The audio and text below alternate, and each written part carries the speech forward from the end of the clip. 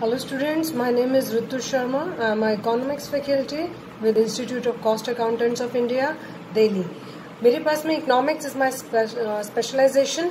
तो what we are going to do today, we are going to do the economics. आपके जो term 1 class 12th में आपके पास में जो term 1 में आपके पास में एक topic है term 1 में you have the topic called the banking. This video of mine is today is related with this topic, particularly the banking. ये वाला chapter it is very very important from the examination point of view. ये चीज़ हमें पता है कि in our term 1 the whole format of the question paper will be MCQ based पे question paper होगा. That means हमारे पास में अलग अलग options आएंगे. We would have 4 options. उन 4 options में से हमें जो correct option है we need to tick that one. ठीक है? So let us start with this chapter called the banking. Banking chapter के बारे में अगर हम बात करें तो सबसे पहले आता है the bank word is there. Bank से रिलेटेड एक्टिविटी को हम बैंकिंग कहते हैं. तो पहले आप बैंक को समझ लीजिए कि बैंक क्या होता है. So what is a bank? Bank is a financial institution. Bank is what? It is a financial institution. आपको 1 मार्कर में ये क्वेश्चन आ सकता है कि बैंक क्या है. इज इट अ कंपनी और what? It is a financial institution. तो बैंक क्या कोई भी फाइनेंशियल इंस्टीट्यूशन को हम बैंक की कैटेगरी दे सकते हैं क्या? So the answer is no. हमारे पास में कुछ रूल्स एंड रेगुलेशंस हैं which is been defined by RBI. उन रूल्स एंड रेगुलेशंस, उन क्राइटेरियाज को कंसीडर करने के बाद में ही किसी एक पर्टिकुलर ऑर्गेनाइजेशन को कोई फाइनेंशियल इंस्टीट्यूशन जो होता है वो तभी उसको बैंक होने का दर्जा दिया जाता है. It can be in regard to the capital, it can be in regard to the people in the board of our directors. उनके बेसिस पे आरबीआई ने अपने पास में कुछ क्राइटेरियाज रख रखे हैं. वो सारे क्राइटेरियाज फुलफिल होते हैं तो उस फाइनेंशियल इंस्टीट्यूशन को बैंक का नाम दिया जाता है. ठीक है. So here it is a financial institution and if I am saying that it is a financial institution, इसका क्या मतलब है? फाइनेंशियल का मतलब होता है money, the one which deals in money. अब deals in money what? Dealing of money. अगर प्रिंटिंग के बारे में बात करूं, so is this bank able to print the money? No. ये हमारे पास में इन आवर कंट्री आरबीआई के पास में ही अथॉरिटी होती है टू प्रिंट और to circulate the money in the economy. RBI के अलावा कोई भी अपने पास में से करेंसी प्रिंट करके they can not float it into the market because then it will be considered as the illegal.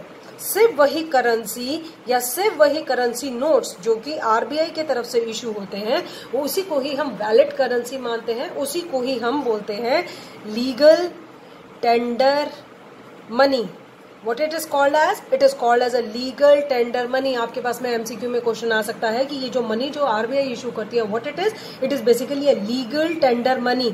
Why legal? अगर आप कोई भी करेंसी को देखेंगे वहां पर तो किसी भी करेंसी के ऊपर में लिखा होगा, आप कोई भी आपके पास में नोट है तो उसको देख लीजिए, I promise to pay this much of a money to the bearer of this note. कुछ ऐसे ही करके लिखा हुआ होता है, मैं धारक को इतने रुपए अदा करने का वचन देता हूँ, समथिंग लाइक दैट. तो इट इज लीगल.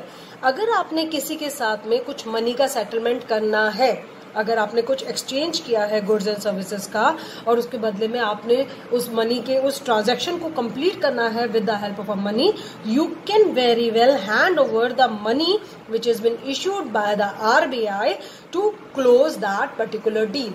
तो ये हमारे पास में बैंकिंग के जो नोट्स होते हैं उसके बारे में, उसकी इंपॉर्टेंस ये आपने मोरलेस फर्स्ट चैप्टर में भी पढ़ा होगा कि ट्रांजैक्शंस को कंप्लीट करने के लिए how do we use money in this case.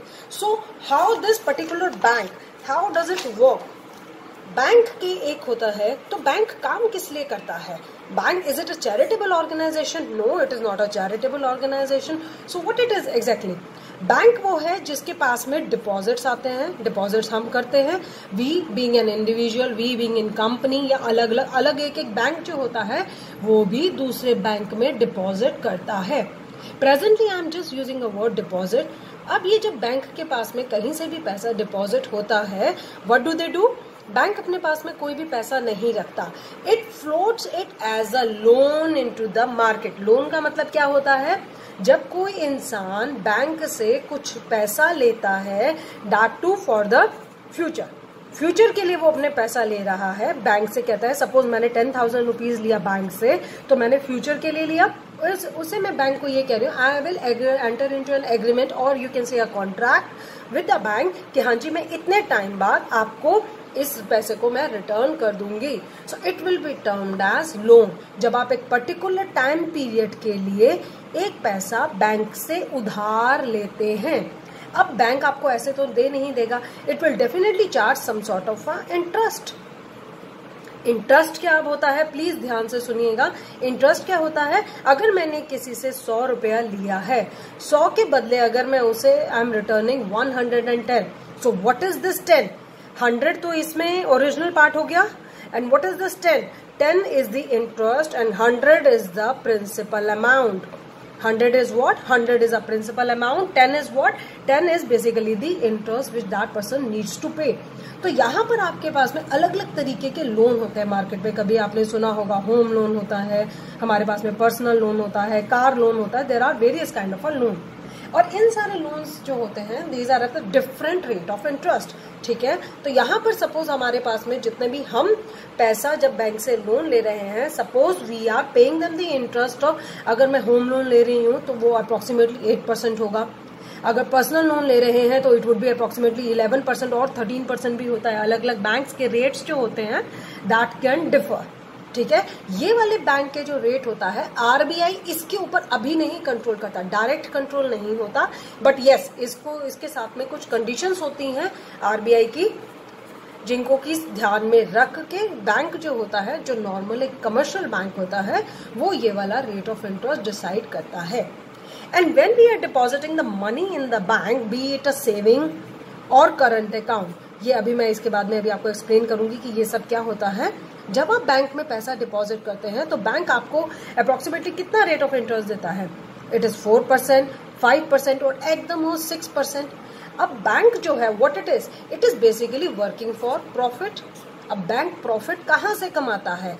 ये जो 4% उसने हमें दिया और बदले में जो 11% और 13% उसने आगे लोन दिया, इन दोनों का जो रेट ऑफ इंटरेस्ट का डिफरेंस है, बेसिकली अगर मैं 4% और 11%, ये 6% और 8% मानूं अगर यहाँ पर, तो बेसिकली ये जो 2% आ रहा है 6% और 8% का, 4 और 11 का आपके पास में आ जाएगा 7%.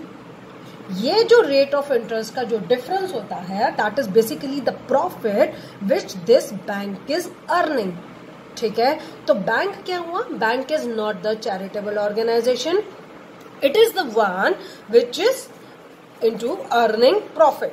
ठीक है, जब आप बैंक में बात करते हैं तो वो अर्निंग प्रॉफिट के कंटेक्स्ट में होता है, and we categorize them as the commercial bank. इसको हम क्या कहते हैं? कमर्शियल बैंक, जो कि प्रॉफिट के लिए काम कर रहे हैं.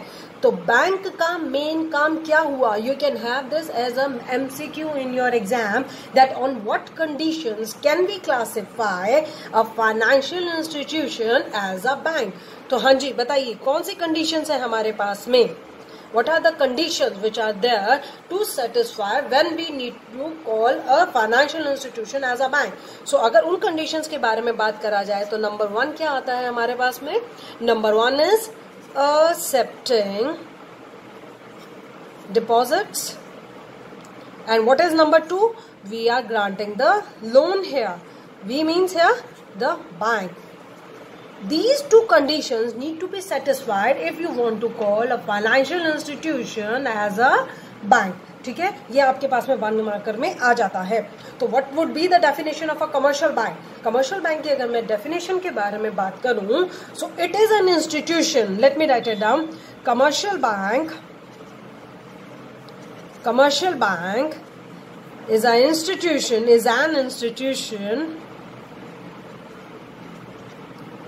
an institution which performs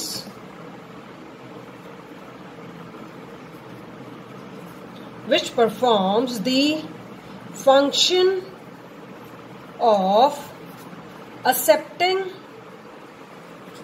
deposits and granting loan. अब मुझे मेरे हिसाब से आपको ये समझ में आ गया हुआ है कि बैंक जो होता है वो प्रॉफिट किस तरीके से कमाता है. हम इसको कहते हैं कमर्शियल बैंक. देखिए, कमर्शियल बैंक्स में हमारे पास में कुछ एक होते हैं, those are the private banks, और कुछ एक जो होते हैं those are called the nationalised banks. दूसरे क्या होते हैं? Those are the nationalised banks. Private banks private operators के पास में होता है, और नेशनलाइज बैंक जो होता है वो गवर्नमेंट कंट्रोल करती है। ये प्राइवेट हैंड्स में होता है और ये गवर्नमेंट कंट्रोल करती है। देखिए, अगर किसी भी इकोनॉमी में गवर्नमेंट कुछ कंट्रोल कर रही है, प्रॉफिट तो उसका मोटिव रहता ही रहता है, साथ में एक और मोटिव क्या आता है, that is the welfare of what, welfare of the people living in that particular country. ठीक है। प्राइवेट बैंक हम ये मानते हैं कि जितना भी अपना काम कर रहे हैं, their basic thing which they have in their mind is profit. ये लोग किस लिए काम करते हैं, ये प्रॉफिट के लिए काम करते हैं। लाइक इफ यू से द HDFC बैंक और यू से द ICICI और एक्सिस बैंक, और ये सब बैंक जो है ये प्राइवेट बैंक्स आते हैं। और नेशनलाइज बैंक में आपके पास में सबसे टॉप मोस्ट नाम आता है, that is the state bank of India. ठीक है। तो बैंक जब काम करेगा तो बैंक को किसके बारे में सबसे किससे बात ज्यादा सुननी है, that is the RBI। what is the other name which has been given to RBI? RBI क्या है? RBI is basically the central bank। RBI क्या है? सेंट्रल बैंक है। अब आप प्लीज इसमें ये कंफ्यूज मत होइएगा, क्योंकि आपने कभी if you go out in the market तो आपने कई जगह बोर्ड देखा होगा, सेंट्रल बैंक ऑफ इंडिया। ये जो है ये RBI से रिलेटेड नहीं है, it is just one of the nationalised bank. Central bank हम इसको क्यों बोलते हैं, because it is a apex bank, it is the main bank जो हमारे पास में, जिसमें कंट्री को हमें अथॉरिटी मिली हुई है मनी के बारे में, मनी प्रिंटिंग के बारे में, किसी भी तरीके से हमारी कंट्री में मनी के बारे में जो भी है वो सारी की सारी अथॉरिटी RBI के पास में है। RBI stands for reserve bank of India. Australia में भी यही है, रिजर्व बैंक ऑफ ऑस्ट्रेलिया। अगर मैं US के बारे में बात करूं तो it is, if I am calling something as a central bank, तो वहां पर सेंट्रल बैंक ही है, central bank, it is the central bank of America. ठीक है। तो वो मेन बैंक वहां पर आ जाता है। ये सेंट्रल बैंक ऑफ इंडिया जो मेरी कंट्री में है, it is basically one of the nationalised bank. ठीक है। सो RBI किस तरीके से एक्ट करता है? RBI whenever it gives a permit to a financial institution to work as a bank, मैंने अभी आपको बताया there are certain conditions which this bank need to fulfill, तभी उसको बैंक होने का क्राइटेरिया, उसको दर्जा दिया जाएगा। अब ऐसा नहीं है ना कि उसे एक बार दर्जा दे दिया तो उसके बाद में RBI पीछे हो जाएगा। It's not going to look over the work which is been done by the bank. तो जितने भी हमारे पास में कमर्शियल बैंक्स होते हैं, time to time they need to fulfill, they need to go ahead with all the requirements which the RBI is asking them to do। ठीक है। तो RBI will keep a check on all the work which has been done by the commercial banks, क्योंकि इनके पास भी क्या है, what are they doing? They are basically floating the money in the economy, floating the money। ये जो RBI होता है, does it deal with the general public? You can have this in the MCQ. Does it deal with the general public? No, RBI doesn't deal with the general public. It deals only with the bank. Banks के ही through वो सारी की सारी money supply को पूरी की पूरी economy में कंट्रोल करके रखता है।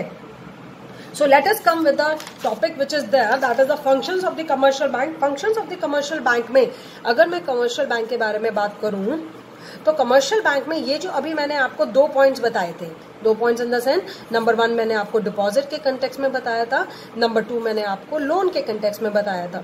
लेकिन अभी अगर कभी भी आप कमर्शियल बैंक्स में विजिट करें, there are other kinds of work which the banks also perform. वो और दूसरे भी काम करते हैं बैंक्स। वो क्या काम करते हैं बैंक्स?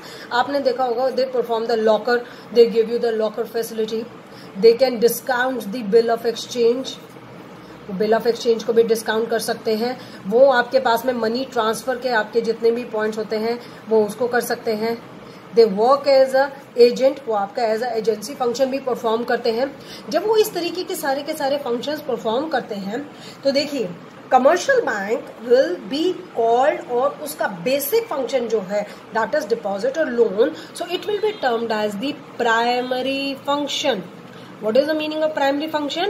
कि अगर कमर्शियल बैंक एग्जिस्टेंस में है तो ये काम तो उसने करना ही करना है।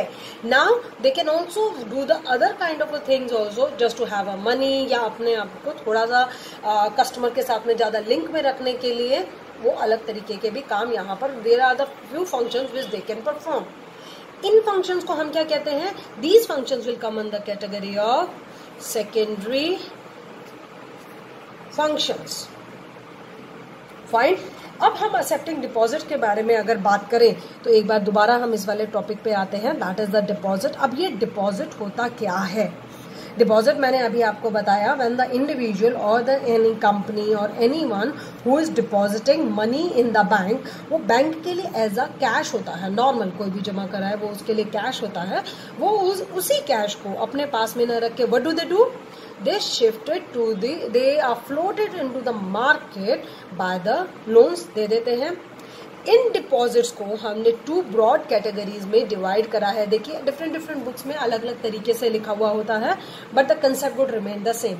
The kind of MCQ which you can have over here that can be related with the various functions। आपको 4-5 functions दे दिए जाएंगे तो उसमें से they can very well ask कि बताइए इसमें से प्राइमरी फंक्शन कौन सा है, 1 2 3 4। तो आपको ये वाले पॉइंट्स पता होने चाहिए that these 2 are the primary function and these all are the secondary functions। ये मैंने यहाँ पर मेंशन कर दिया है, ठीक है। तो इस तरीके का क्वेश्चन आ सकता है। फर्दर इनके एक वर्ड्स को now we are going to discuss.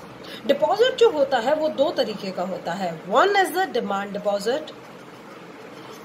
This is very important from the examination point of view. Please, the second one is the time deposit.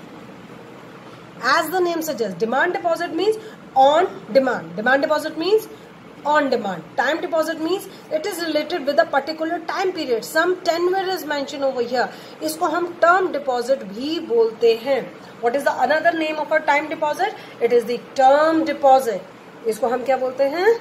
Term deposit. अब ये डिमांड डिपॉजिट क्या होता है? As the name suggest, whenever अगर आप कभी bank में जाएंगे तो आप अपना पैसा जो है बैंक में एक अकाउंट में डिपॉजिट कराते हैं, ठीक है। उस अकाउंट में सपोज आपने यहाँ पर 10,000 रुपीज डिपॉजिट करा दिया। आपके पास में 2 तरीके के अकाउंट खुल सकते हैं यहाँ पे नॉर्मल डिमांड डिपॉजिट में, दैट इज द सेविंग और द करंट अकाउंट, ठीक है। अब ये दोनों बेसिक डिफरेंस भी आपको समझना बहुत जरूरी है। Saving account is for what?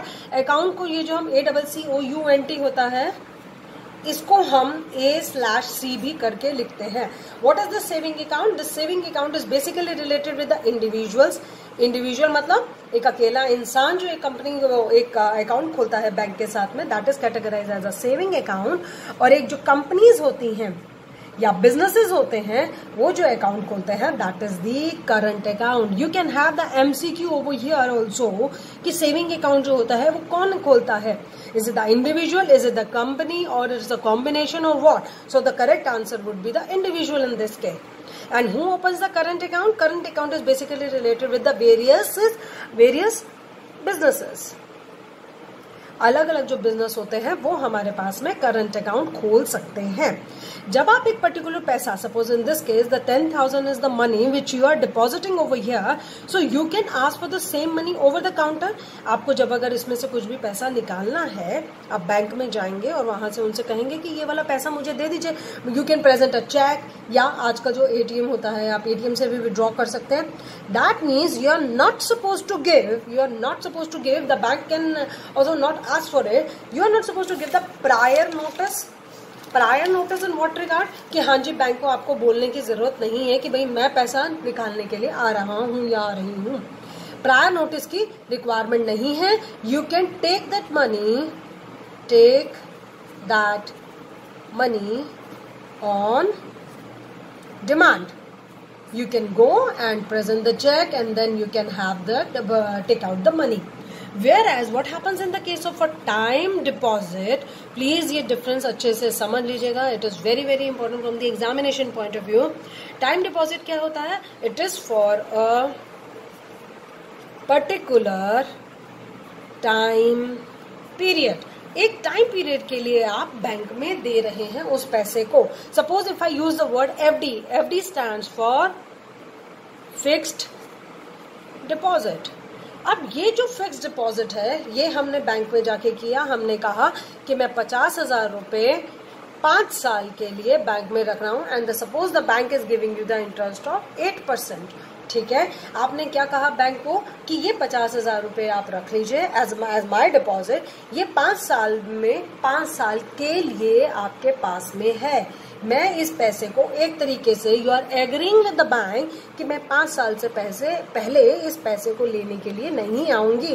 And this is the rate of interest which they are giving you. तो व्हाट डू यू थिंक कि बैंक इस 50,000 रुपए का क्या करेगा? बट ऑफ कोर्स अगर उसके पास में कोई भी डिपॉजिट आता है, it will float it as a loan in the market, ठीक है ना, क्योंकि उसको तो इससे प्रॉफिट कमाना है ना. सो what it is for a particular time period, और इसमें आप एक पर्टिकुलर टाइम पीरियड के लिए एक पर्टिकुलर रेट ऑफ इंटरेस्ट जो होता है वो आपको मिलता है, ठीक है. और एक बात का और ध्यान रखिएगा, अगर आप इसको प्री मैच्योर मतलब 5 साल का आपने बैंक से कहा है कि मैं इस पैसे को लेने के लिए नहीं आऊंगी, और आप 3rd ईयर में ही चले जाते हैं, so you are suppose to pay some sort of a charges.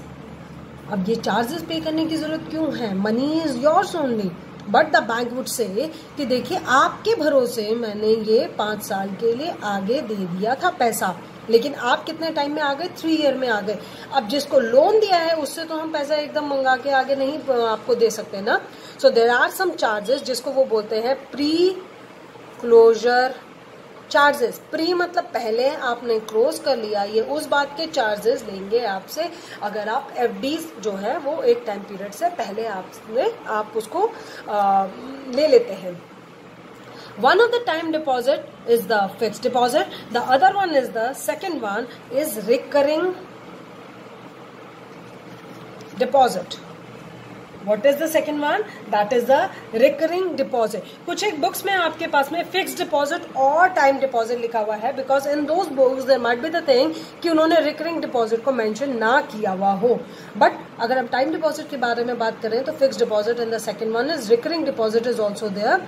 Short form is RD. Recurring का मतलब क्या होता है? बार बार. समटाइम्स एक वो इंसान जिसके पास में वन शॉट में 50,000 रुपीज नहीं है शेड ऑफ करने के लिए या फिक्स डिपॉजिट बनाने के लिए, what that person can do, वो आरडी खोल सकता है. RD is very good. It is to मतलब इंसान में सेविंग की हैबिट को इनकलकेट करने के लिए. This is the RD which is come into the picture. Suppose एक महीने में आप 1000 जमा कराइए, अगेन नेक्स्ट मंथ में ऑल्सो 1000, द सेम वे आप 1000 करके हर मंथ जमा कराते रहिए. So what would be there in your hand at the end? 12,000 rupees plus interest. Bank के पास में पैसा है तो बैंक आपको तो इंटरेस्ट देगा ही देगा ना. ये स्मॉल अमाउंट को, it is basically related with small amount को. स्मॉल अमाउंट में मतलब क्या हो सकता है? आप 10,000 की भी खोल सकते हैं. Small amount doesn't always mean कि आप 100 या 500 की ही खोलेंगे. 10,000 की भी आप आरडी खोल सकते हैं. एक पर्टिकुलर स्मॉल अमाउंट को आप एक टाइम पीरियड के लिए कॉन्टिन्यूएशन में एक बैंक में डिपॉजिट करा रहे हैं. So that will be termed as a recurring deposit, ठीक है. और अगर हम सेविंग के बारे में बात करें तो ये यहाँ पर मैंने आपको बता दिया था. ये जो डिमांड डिपॉजिट होता है इसमें नंबर 1 था हमारे पास में सेविंग अकाउंट, नंबर 2 था हमारे पास में करंट अकाउंट, ठीक है. सो you can have the questions from here in the MCQ कि सेविंग अकाउंट किससे रिलेटेड होता है, करंट अकाउंट कौन खोलता है इंसान. देखिए करंट अकाउंट में जो नंबर ऑफ ट्रांजैक्शंस होती हैं वो हमेशा काफी ज्यादा होती हैं in comparison to saving account, ठीक है. Then in the case of a time deposit what do we have? We have the FDs and we have the recurring deposit, ठीक है. और यहाँ पर आप किसी भी केस में सेविंग अकाउंट में नॉर्मल आप चेक इशू करके you can very well take out the money from there. Cheque issue करके आप वहां पर से पैसा जो है वो निकाल सकते हैं. इसमें आपको सेविंग अकाउंट में जो होता है वो आपको जो है एक इंटरेस्ट देते हैं that can vary from 4% to 6%. Current account पे आपको बैंक इंटरेस्ट नहीं देता. करंट अकाउंट पे बैंक इंटरेस्ट नहीं देता. इस बात को ध्यान रखिएगा. आपके पास में ये एमसीक्यू आ सकता है that does the bank issue give the interest on the current account. So the answer is no. So अगर मैं इन दोनों में डिफरेंस के बारे में बात करूं, अगर मैं ऐसे एक डिफरेंस बनाऊं तो आपसे बोलूं कि डिमांड डिपॉजिट और टाइम डिपॉजिट में क्या डिफरेंस है. So on the basis of this whole thing हम इनमें पॉइंट्स भी मेंशन कर सकते हैं. Although you have the MCQs तो थोड़ा सा फिर भी एक बेटर रहेगा अंडरस्टैंडिंग कंसेप्ट के लिए. डिमांड डिपॉजिट आप इजीली चेक से विड्रॉ कर सकते हैं अमाउंट. टाइम डिपॉजिट से चेक से विड्रॉ नहीं होता. डिमांड डिपॉजिट में जो होता है it is very less interest और नो इंटरेस्ट भी हो सकता है, इसमें कम इंटरेस्ट हो सकता है. जबकि टाइम डिपॉजिट में आपके पास में इंटरेस्ट आपको मिलता है, ठीक है. और यहाँ पर डिमांड डिपॉजिट में कितनी भी नंबर ऑफ ट्रांजैक्शंस हो सकती हैं. यहाँ पर काफी ज्यादा आप ट्रांजैक्शंस कर सकते हैं. Whereas in the case of a time deposit, आप एक बार डिपॉजिट करते हैं और एक बार बस विड्रॉ करते हैं, दैट इज इट। ठीक है, तो ये हमारा पार्ट हो गया डिपॉजिट का। The second one is the loan. Second one is the loan. So what kind of a loan are we talking about here? We are talking about the cash credit. ये बहुत सारे students आपस में confuse हो जाते हैं कि cash credit क्या होता है। ये बोरोअर्स को दिया जाता है। बोरोअर मतलब जब बैंक के पास में कोई आता है उसको दिया जाता है, किसी चीज के बदले दिया जाता है, किसी चीज के बदले दिया जाता है। कैश क्रेडिट का आपके पास में एक सेपरेट अकाउंट खुलता है। आपने जाके सपोज आपके पास में सेविंग अकाउंट है या आपके पास में करंट अकाउंट है, तो कैश क्रेडिट जो लोन फैसिलिटी होगी वो इन अकाउंट्स से अलग से बैंक आपको देगा। एक बात का ध्यान रखिएगा, बैंक कभी भी आपको 1 रुपी भी विदाउट किसी इंटरेस्ट या विदाउट कभी किसी सिक्योरिटी के नहीं देता।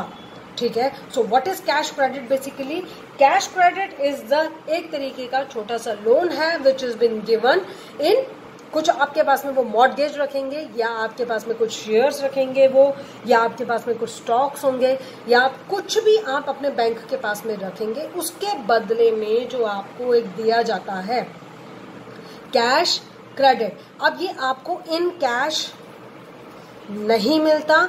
ये the bank what does it do, it creates a separate account, एक अकाउंट होगा वो, और उसमें क्या कर देगा वो आपके पास में, सपोज आपने 1 लाख रुपए का क्रेडिट लिया है ना बैंक से, तो उस अकाउंट में आपके पास में अवेलेबल बैलेंस करके कभी आप देखिएगा कोई अकाउंट के स्टेटमेंट, वहां पर आपको दिखा देगा 1 lakh CR। CR stands for credit and DR stands for debit.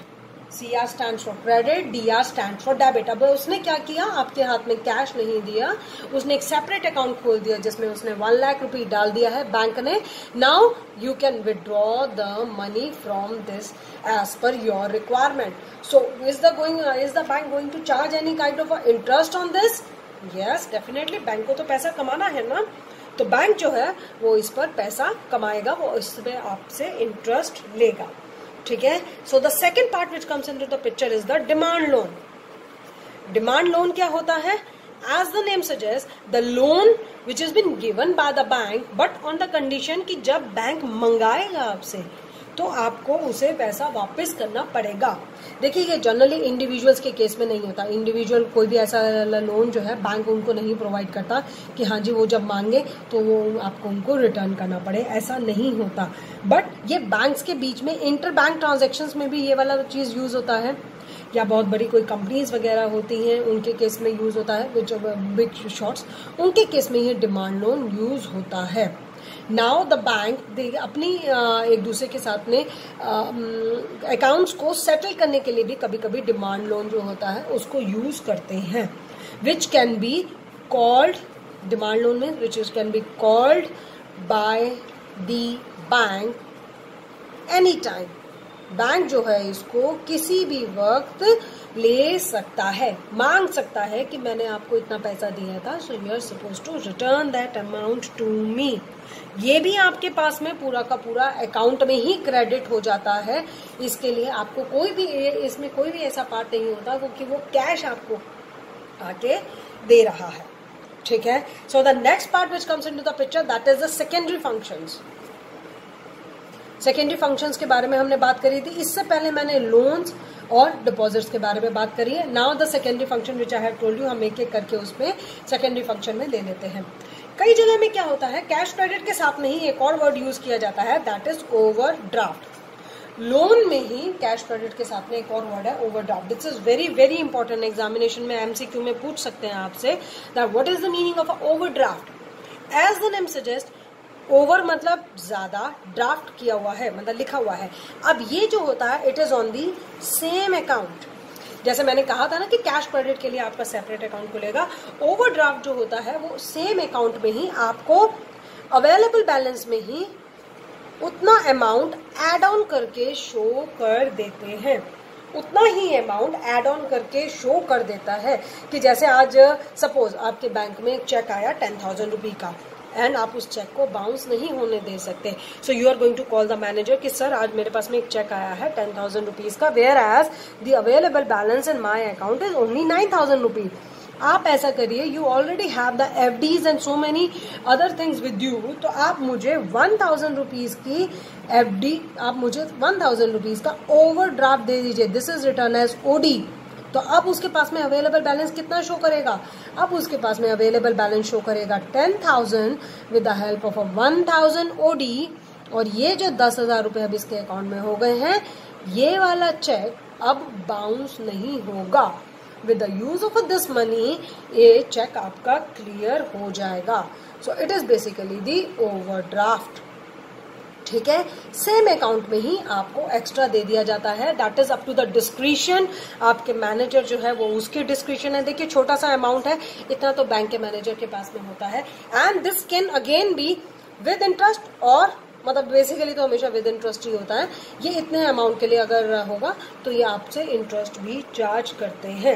And it is basically for the short period. ये कितने टाइम के लिए होता है, it is for the short period. Cash credit भी एक तरीके से हमारे पास में थोड़े टाइम के लिए ही इशू किया जाता है। ठीक है, सेकेंडरी फंक्शन में ओवरड्राफ्ट आ गया। In I have already told you that in some of the books it is given over here, यहाँ पे कैश क्रेडिट में ही इंक्लूड किया जाता है। सेकेंडरी फंक्शन में the next part which is there, that is the discounting of bills of exchange. ये second है। अब प्लीज इसमें सबसे पहले आपको ये समझना बहुत जरूरी है that what is the meaning of bills of exchange. Any idea? आपके पास में ये 1 मार्कर आ सकता है। What is a bills of exchange? It is a negotiable instrument. जब आप लॉ पढ़ेंगे, law is also one of the subject, जब आप लॉ पढ़ेंगे तो आपके पास में नेगोशिएबल इंस्ट्रूमेंट एक्ट करके भी एक एक्ट होता है। Law is basically comprising of the various kind of acts.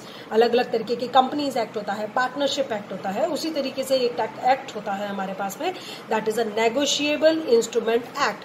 उस नेगोशिएबल इंस्ट्रूमेंट एक्ट में there is one of the instrument, इनको हम इंस्ट्रूमेंट्स कहते हैं, बिल ऑफ एक्सचेंज वगैरह को, या चेक्स भी जो होते हैं वो भी इंस्ट्रूमेंट्स होते हैं। इसको हम बिल्स ऑफ एक्सचेंज को क्या कहते हैं? इंस्ट्रूमेंट। ये किस तरीके का इंस्ट्रूमेंट होता है? बिल ऑफ एक्सचेंज क्या कहता है? Bill of exchange is basically been use जब हमने कुछ अपना सेटलमेंट करना हो। सेटलमेंट मतलब जब आपका कुछ भी सामान, देखिए जब सामान का लेना या देना होता है तो इन द टर्म हमारे पास में कुछ ना कुछ तो मनी हमेशा इन्वॉल्व होता है ना। और मनी जो होता है वो इंस्टेंट तो हर जगह पे नहीं किया जाता। There are some who work on the basis of credit या फ्यूचर पेमेंट इन्वॉल्व होती है, जिसमें अगर हम इन हैंड उसी समय कैश से रिलेटेड पेमेंट के बारे में बात करेंगे तो कभी कभी ऐसा होता है कि ट्रांजैक्शन शायद हो ही ना। ठीक है, तो अगर आप उसके आगे वाले उस पर बात करें कि हाँ जी फ्यूचर डेट में जब सेटलमेंट होता है तो it is there between this bill of exchange is been drawn between the buyer and seller.